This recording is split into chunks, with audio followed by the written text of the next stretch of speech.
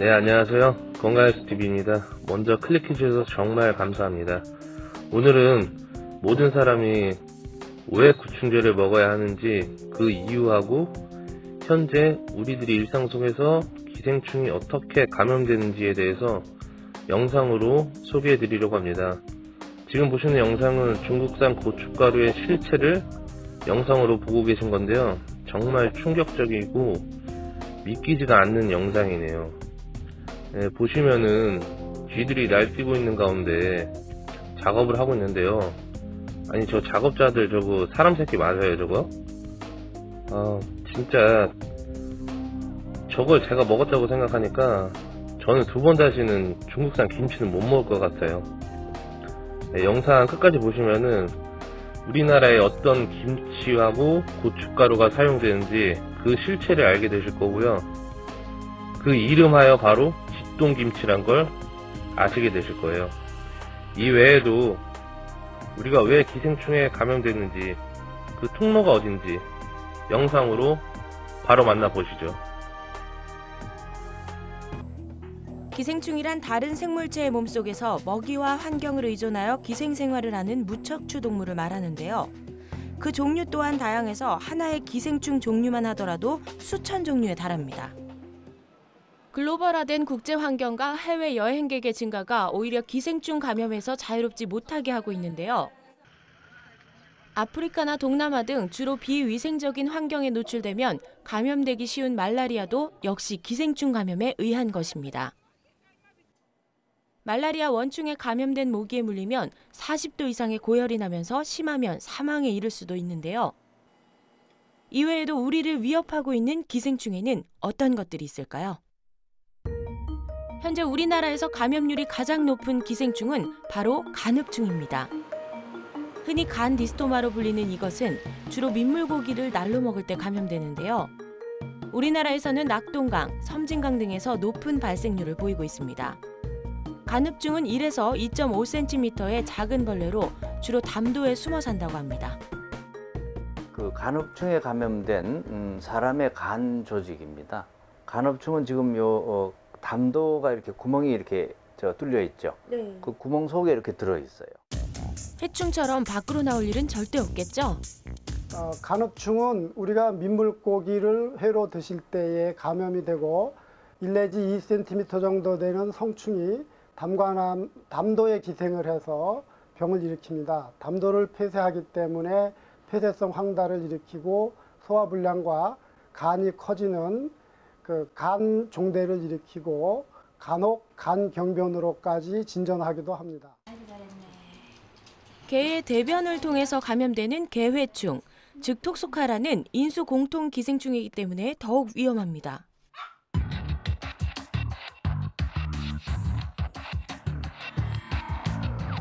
개나 고양이를 통해 감염되는 기생충은 또 있는데요. 개나 고양이 소장에서 자라고 있다가 그런 개나 고양이 소장에서 분변이나 이런 거를 통해서 사람한테 감염될 수 있는 거고요. 요건 지금 기생충 한 마리가 길이가 이렇게 큰 거예요. 10m 이상으로도 자랄 수 있다고. 예. 징그러워. 고양이를 숙주로 하는 고양이 회충, 즉 톡소포자충 역시 인수공통 기생충입니다. 주로 고양이 대변을 손으로 만지거나 덜 익힌 돼지고기를 먹는 등 육류를 통해서 감염되는데요. 들고양이나 길고양이를 만지고 나서는 반드시 손을 씻는 등 각별한 주의가 필요합니다. 톡소포자충은 인체에 감염되면 면역 기능이 정상인 분들에게는 급성 감염 시 림프 전염을 일으키기도 하고 발열이 나고 근육통을 일으킵니다. 특히 눈에 감염됐을 때는 더욱 위험합니다. 시력 감소, 심하면 시력 상실로 이어지기도 하는데요. 또한 난치성 질환으로 알려진 포도막염을 일으킬 수도 있다고 보고돼 있기도 합니다. 기생충은 사람이나 동물의 몸속이나 바깥에 붙어서 영양분을 빼먹고 사는데요. 잘못하면 내장을 헤집고 다니면서 위험할 수도 있습니다. 네, 그런데 13살 난 남자아이의 몸에서 무려 3m가 넘는 기생충이 나왔다고 합니다. 화면 보시죠. 네, 이게 바로 그 기생충인데요. 언뜻 보면 노란 고무줄 같습니다. 길이는 놀랍게도 무려 3.5m. 나오다가 잘렸다고 하니까 실제는 더 컸을 것으로 보입니다. 이 기생충의 이름은 광절 열두조충이라는 조금 어려운 이름을 가졌는데요. 기생충 중에서는 가장 큰 종류로 무려 10m까지 자라기도 한다고 하네요. 네, 주로 연어나 숭어, 농어, 송어 등을 숙주로 해서 사람 몸으로 들어오게 되고요. 이 기생충이 몸속에 자리 잡으면 복통이나 빈혈이 나올 수 있는데 이 13살 난 남자아이도 피로를 심하게 느껴서 병원을 찾았다가 이 기생충을 발견했다고 합니다. 이 소녀는 평소에 생선회를 즐겨 먹었다고 하는데 병원에서는 연관성이 높은 것으로 보고 있습니다. 냉동 살균 처리되지 않은 화로회나 이 생선 요리를 즐기시는 분들은 조심하셔야 될 것 같고요. 특히 이 광절 열두조충이라는 기생충은 시중에서 구입하는 기생충 약으로는 잡을 수 없다고 하니까 정기적으로 분변 검사를 하시는 게 좋을 것 같습니다. 보통 이웃나라 일본에 가면은 한 번쯤 먹어보는 음식이 생선회가 아닐까 싶은데요. 앞으로는 꼼꼼하게 확인하고 드셔야겠습니다. 회 속에 숨어있는 기생충으로 인해서 식중독이 급증하고 있다고 합니다. 도쿄에서 황보연 특파원입니다. 산지에서 직송한 싱싱한 오징어회. 자세히 살펴보니 2-3cm가량의 아니사키스라는 기생충이 눈에 띕니다. 언뜻 봐선 잘 안 보여 모르고 먹는 경우가 많은데 그러다 큰 낭패를 보게 됩니다. ただごとじゃないぞこの痛みはっていう。これ自分の胃に噛みついてたやつです。いや信じられないですよこれ。 아니사키스는 오징어는 물론 고등어, 연어, 꽁치 등의 내장에 붙어 사는 기생충입니다. 그런데 시간이 지나면 살로도 옮겨가기 때문에 그 살을 회로 먹을 때 사람 위 속으로 들어가 식중독을 일으키는 겁니다. それが胃を食い破ってアレルギー反応を起こして痛くなってる。 일본에서는 최근 유명 방송인들이 잇따라 아니사키스에 의한 식중독에 걸리는 등 환자가 크게 늘고 있습니다. 후생노동성 집계 결과 2006년 5명에 불과하던 환자는 지난해 126명으로 무려 25배나 늘었습니다. 최근 들어 아니사키스에 의한 식중독이 급증하는 가장 큰 이유는 아이러니하게도 운송기술의 발전 때문입니다. 산지에서 잡은 어류를 이제 어디서든 회로 먹을 수 있기 때문에 살아있는 아니사키스를 같이 먹게 되는 경우가 그만큼 많아진 겁니다. 식중독 예방법은 영하 20도에서 하루 동안 냉동한 뒤 먹는 겁니다. そうですね。マイナス20度以下で24時間以上。 60도 이상 온도에서 1분 이상 가열해 먹는 것도 방법입니다. 이런 방법을 쓰지 않고 회를 먹게 된다면 눈으로 직접 아니사키스가 있는지 꼼꼼히 확인하거나 원산지 표시에 참돔은 국내산이라고 적혀 있습니다. 하지만 단속반이 물어보자 횟집 주인은 일본산이라고 실토합니다. 가리비와 멍게 등을 파는 다른 횟집에서도 일본산이 국내산으로 둔갑했습니다. 부산시 특별 단속에서 일본산 수산물을 국내산으로 허위 표시하다 적발된 횟집은 8곳, 일본산이지만 원산지 표시를 아예 지운 곳은 3곳이 적발됐습니다. 10년 전 원산지 표시 모범시장으로 지정됐던 한 수산물 시장에서는 입점업소 28곳이 원산지 표시에 문제가 있는 거로 나타나기도 했습니다. 우리와 일본은 양식 환경 등이 달라서 수산물에도 차이가 있습니다. 우선 이 양식 참돔은 일본산의 경우 붉은색을 띠지만 우리의 경우는 검은색을 띱니다. 가리비는 크기와 모양, 색깔 모두 차이가 있어 구별이 쉬운 편이고 멍게의 경우는 전체 모양과 돌기가 분포한 모양으로 구별합니다. 하지만 식당에서는 이런 차이를 쉽게 알 수 없는 경우도 있어서 소비자의 주의와 함께 관계기관의 지속적인 단속도 필요합니다. YTN 김종호입니다.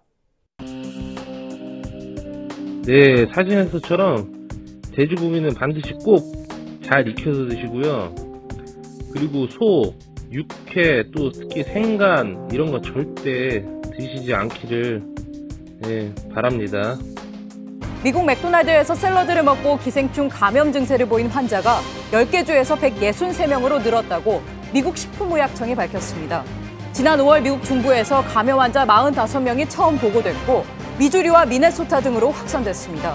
보건당국은 맥도날드의 샐러드를 감염 확산의 매개체로 보고 주별로 역학조사를 하고 있습니다. 우리나라가 김치 종주국이긴 하지만 식당 등에서 먹는 김치 상당수는 중국에서 수입되고 있습니다.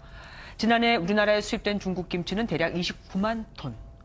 우리나라에서 한 해 생산되는 김치가 120만 톤이라는 걸 감안하면 4분의 1에 달하죠.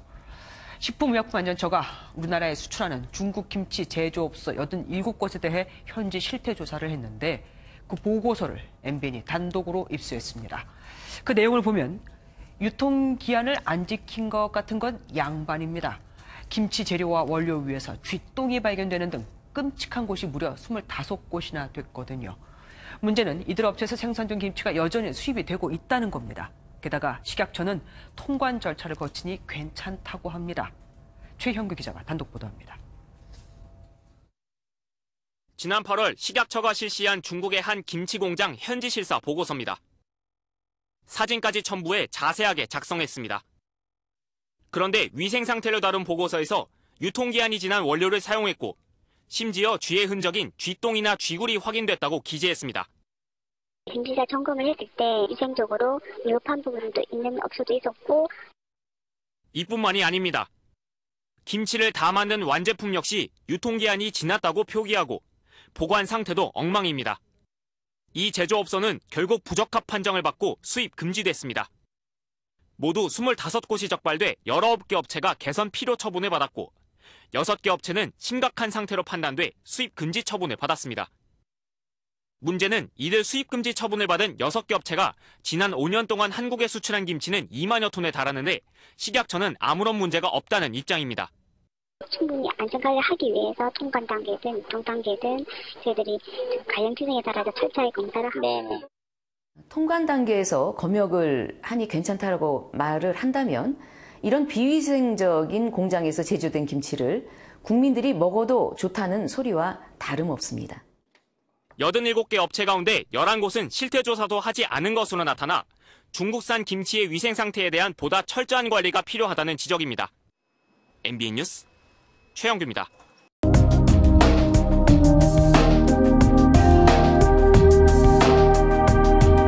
사람 몸속에 살고 있는 기생충이 암에 걸린 뒤에 사람에게 암을 옮길 수 있다는 새로운 연구 결과가 발표됐습니다.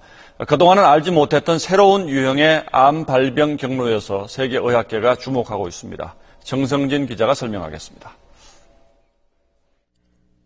몸 길이가 길쭉한 촌충의 일종인 소형조충입니다. 미국 질병통제예방센터는 암으로 숨진 한 40대 남성의 암세포에서 이 기생충의 유전자를 발견했습니다. 소형조충이 먼저 암에 걸린 뒤 이를 사람 몸에 퍼뜨려서 암 종양을 만들었다고 이 센터는 밝혔습니다. 바이러스나 박테리아가 암을 일으킨다는 사실은 이미 밝혀졌지만 기생충에 의한 것이 확인된 것은 이번이 처음입니다. 기존에 학계에 알려진 그 사실과는 달리 기생충의 유전자가 사람의 조직에 침입됐든 또는 유입됐든 들어가서 관찰된 첫 사례라고 할 수 있겠습니다. 소형조충이 만드는 암세포는 통상적인 인간 암세포의 10분의 1 크기로 매우 작았다고 이 센터는 설명했습니다. 소형조충은 전 세계적으로 광범위하게 퍼져 있고 에이즈 복균자나 스테로이드 복용자 등 면역체계가 약한 사람에게서 잘 자라는 것으로 알려졌습니다. 전 세계 7,500만 명이 이 기생충에 감염된 것으로 알려졌으며 쥐의 배설물이 묻은 음식을 먹거나 감염자의 분비물을 통해서도 쉽게 감염됩니다. 감염된 것으로 알려졌으며 쥐의 배설물이 묻은 음식을 먹거나 감염자의 분비물을 통해서도 쉽게 감염됩니다. 네, 영상은 여기까지만 올렸고요. 이외에도 수없이 많은 영상들이 있었지만 너무 길어지면 팩트 전달이 잘 되지 않을 것 같아가지고 여기까지만 올렸어요. 영상에서 보셨듯이 우리 일상생활에 너무나 많이 기생충이 감염될 수가 있었는데요. 이미 영상에서 4년 전에 얘기했듯이 기존 학계에 알려진 사실과는 달리란 말이 있었어요. 예. 그럼 그전에는 학계에서는 몰랐던 사실이 나온 것이고 지금은 달라졌다는 얘기가 될 수 있겠죠. 예, 기생충의 유전자가 사람의 조직에 투입됐든 유입됐든 들어가서 암세포가 관찰됐다는 얘기는 기생충이 암을 유발한다는 얘기가 되는 거예요. 예. 또 쥐의 배설물이 묻은 음식을 먹거나 쥐똥 김치를 먹으면 암이 걸릴 수도 있다라는 얘기가 되겠죠. 또 영상에서 감염자의 분비물을 통해서 쉽게 감염된다라는 말이 있었는데요. 그 말은 가족끼리 모두 다 먹어야 쉽게 감염이 되지 않는다는 얘기 같아요. 네, 그런데 말이에요. 왜 식약처에서는 쥐똥김치를 검사하지도 않고 통관시킬까요? 그 누가 시킨 걸까요, 그거? 그리고 왜 또 이 시국에 펜펜다조를 판매 금지를 시켰을까요? 이것도 누가 시켰는지 모르겠어요, 진짜. 네. 근데 암은 산업이란 말이 있어요. 즉 돈벌이가 된다라는 얘기예요. 그러니까 만약에 암 환자분들이 다 낫는다면 누가 제일 큰 손해를 보는지 생각해 보시면 답은 나와 있는 것 같아요. 병원, 의사, 약사 뭐 그 사람들 말을 100% 신뢰하지 마시고 다는 믿지 마세요. 예.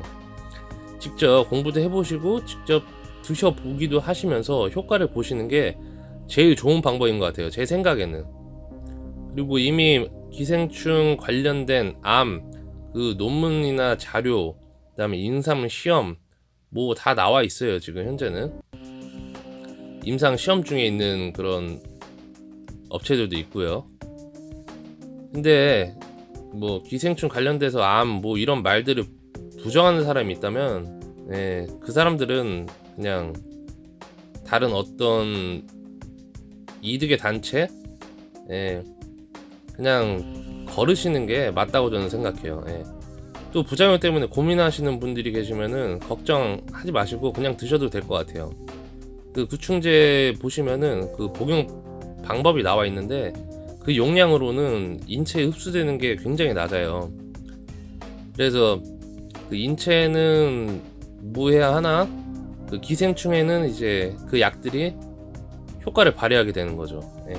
그리고 부작용이 일어나려면은 굉장히 많은 고용량과 그리고 장기 복용 시에 이제 부작용을 이제 나타날 수가 있어요.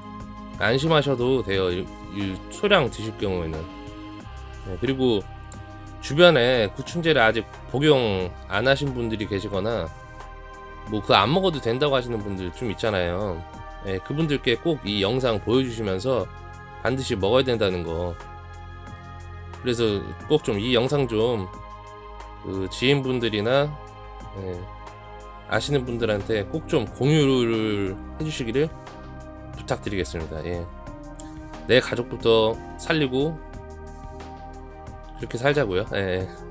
뭐 아무튼 영상 끝까지 시청해주셔서 너무 감사하고요. 마지막으로 구독과 좋아요 한 번씩만 부탁드리겠습니다. 열심히 하겠습니다. 감사합니다.